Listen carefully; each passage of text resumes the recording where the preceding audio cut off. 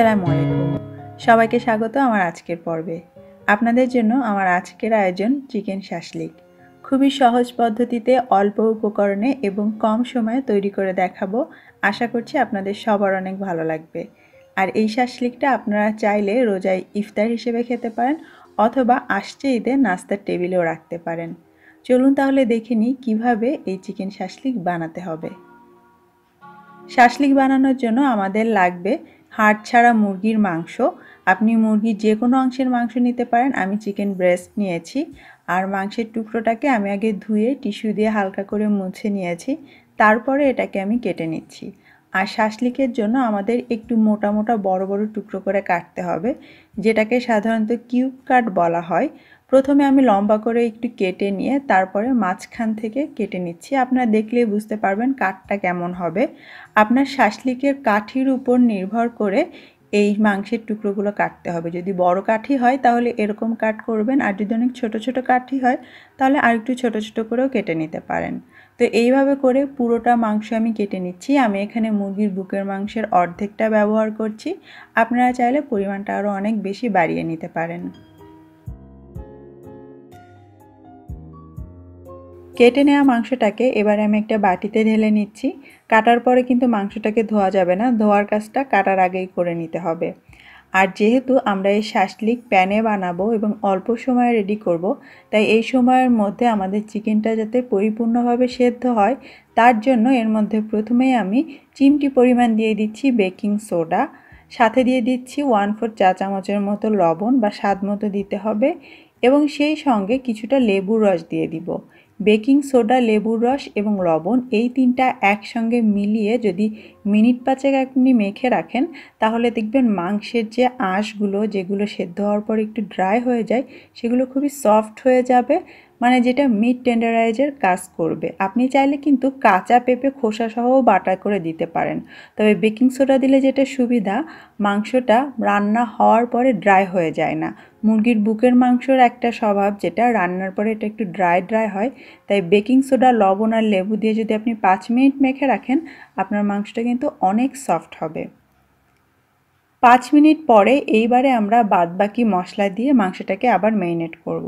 এজন্য প্রথমেই আমি আধা টেবিল চামচের মতো দিয়ে দিলাম সয়া সস, তারপরে দিয়ে দিচ্ছি প্রায় 1.5 টেবিল চামচের মতো টমেটো কেচাপ। যে কোনো ধরনের টমেটো কেচাপ আপনি এখানে ব্যবহার করতে পারেন।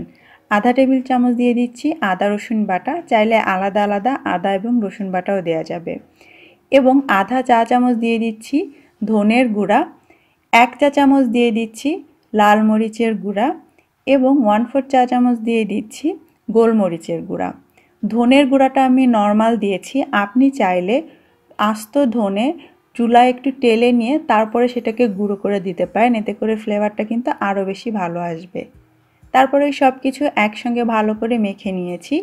এবারে সবার শেষে আমি এর মধ্যে তেল দিয়ে দিচ্ছি। তেলটা সবার শেষে দেওয়ার কারণ হচ্ছে এতে করে মশলাগুলো মাংসের গায়ে ভালো করে কোট হবে। তেলটা আগে থেকে দিলে কোটিংটা ঠিকমতো হয় না অনেক সময়। আর আমি এখানে অলিভ অয়েল ইউজ করেছি, আপনি চাইলে গলানো ঘি দিতে পারেন, গলানো বাটার দিতে পারেন বা নর্মাল তেল দিলেও চলবে।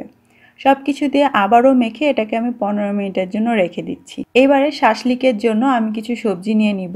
প্রথমে একটা বাটিতে আমি কিউব করে কাটা লাল ক্যাপসিকাম নিয়ে নিলাম, কিউব করে কাটা নিয়ে নিলাম পেঁয়াজ এবং সেই সাথে সবুজ এবং হলুদ ক্যাপসিকামও নিয়েছি। সাথে নিচ্ছি টমেটো, টমেটোটা অপশনাল। আমি কিছু চেরি টমেটো নিয়েছি, আপনি যদি বড় টমেটো নেন তো সেগুলোকে একটু মাঝখান থেকে কেটে এরকম একই সাইজের কেটে নেবেন। তারপরে প্রথমে আমি এর মধ্যে প্রায় 1 টেবিল চামচের মতো লেবুর রস দিয়ে দিলাম, 1/2 চা চামচ দিয়ে দিলাম লবণ, সামান্য একটু দিয়ে দিয়েছি গোলমরিচের গুঁড়ো এবং সেই সাথে একটুখানি অলিভ অয়েল। যে কোনো তেল কিন্তু এখানে ব্যবহার করা যাবে, কোনো ধরনের বাধ্যবাধকতা নেই। তারপর আবারও সব কিছু একসঙ্গে একটু নেড়ে মেখে নিব।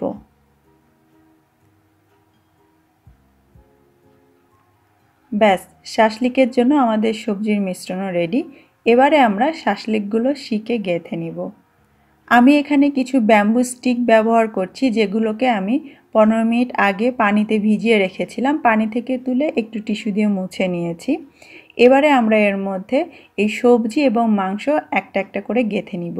কিভাবে গাঁথবেন, কোনটা আগে দিবেন, কোনটা পরে দিবেন, কোনটা বেশি দিবেন বা কোনটা কম দিবেন, এটা টোটালি ডিপেন্ড করছে আপনার উপর। আমি যেভাবে লাইক করি সেই ওয়েটা আপনাদের দেখাচ্ছি, আপনি চাইলে এভাবে দিতে পারেন। যেমন আমি পেঁয়াজটা সবথেকে বেশি পছন্দ করি শাসলিকের মধ্যে। তো প্রথমে আমি ক্যাপসিকাম দিয়ে শুরু করেছি, কালারটা আমি দিচ্ছি প্রথমে সবুজ, হলুদ, তারপরে লাল, কিন্তু প্রত্যেকবারই আমি সাথে দিচ্ছি পেঁয়াজ, আর মাঝখানে এক টুকরো করে মাংস থাকছে। তো একটা শাসলিকে আমি টোটাল 3টা টুকরো করে মাংস দিব এবং মাঝখানে মাঝখানে ক্যাপসিকাম এবং পেঁয়াজ দিয়ে দিচ্ছি। আপনারা যারা টমেটো দিতে চান এভাবে মাঝে মাঝে দিয়ে দিতে পারেন, তবে আজকে টমেটো আমি মাঝে না দিয়ে একদম উপরে দিব। আর আরেকটা ব্যাপার খেয়াল রাখতে হবে, আপনি যেভাবেই শাসলিকটা গাঁথেন না কেন নিচে ধরে রাখার জন্য কিছুটা জায়গা আপনাকে ফাঁকা রাখতে হবে, যাতে খেতে গেলে আপনারই সুবিধা হয়। ব্যাস, আমাদের শাসলিক গাঁথা হয়ে গিয়েছে। এইভাবে সবটুকুন দিয়ে যতগুলো শাসলিক হয় আমি গেঁথে নিব। আমার টোটাল 8টা হয়েছে। তো আপনি চাইলে কিন্তু আগে থেকে এভাবে রেডি করে রেখে দিতে পারেন, জাস্ট যখন আপনি পরিবেশন করতে চান তখন ভেজে দিলেও হবে। এবারে এই শাসলিকগুলো ফ্রাই করে নেওয়ার পালা। আমরা প্যান ভার্সনটা দেখাচ্ছি, আপনি চাইলে ওভেনে বা তন্দুরেও কিন্তু এটাকে ঝলসে নিতে পারেন। প্রথমেই আমি 1 টেবিল চামচের মতো বাটার দিয়ে একটু গলিয়ে নিচ্ছি একটা প্যানের মধ্যে, আর চুলার আঁচটা আছে মিডিয়াম লোতে। বাটারই যে দিতে হবে এমন কোনো কথা নেই, আপনি চাইলে ঘি দিতে পারেন, অলিভ অয়েল দিতে পারেন, বা রেগুলার যে কুকিং অয়েল আছে সেটাও দিতে পারেন। যখন এই তেল আর প্যানটা হালকা গরম হবে তখন আমি এর মধ্যে শাসলিকের কাঠিগুলো বিছিয়ে দিব। ওভারলোড না করে আমি 4টা দিচ্ছি। তো 4টা করে আমি 2 ব্যাচে শাসলিকগুলো ভেজে নিব। চুলার আঁচটা প্রথম দিকে আমি মিডিয়াম লোতে রাখবো এবং এইভাবে ঘুরিয়ে ফিরিয়ে প্রথমে আমি এটাকে একটু সেট করে নিব। 2 মিনিট পরে এবারে আমি এটাকে ঢেকে দিচ্ছি আর অপেক্ষা করব ঠিক 4 মিনিটের জন্য। 4 মিনিটের বেশি সময় আসলে লাগে না, মুরগির বুকের মাংস এমনিতেই অনেক নরম থাকে, তারপরেও ব্রয়লারের মুরগি।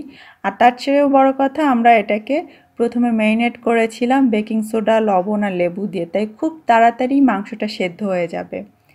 ঢাকনাটা তোলার পরে দেখবেন বেশ কিছু তেল বের হয়েছে ভেতর থেকে। তো আপনাকে যেটা করতে হবে, একটা ব্রাশ দিয়ে এই তেলগুলো এর গায়ে উঠিয়ে দিতে হবে, এতে করে মাংস বা সবজি কোনোটাই কিন্তু ড্রাই হয়ে যাবে না। আর আরেকটা বিষয় আপনাকে মাথায় রাখতে হবে, অনেক লম্বা সময় নিয়ে এটাকে কুক করা যাবে না।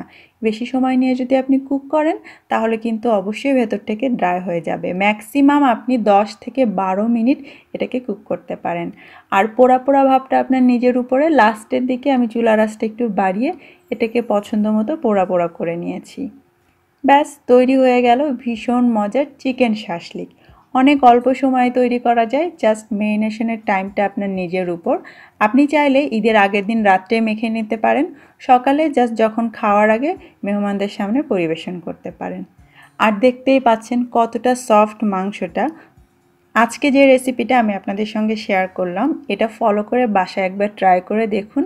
আমার বিশ্বাস আপনাদের সবার অনেক ভালো লাগবে।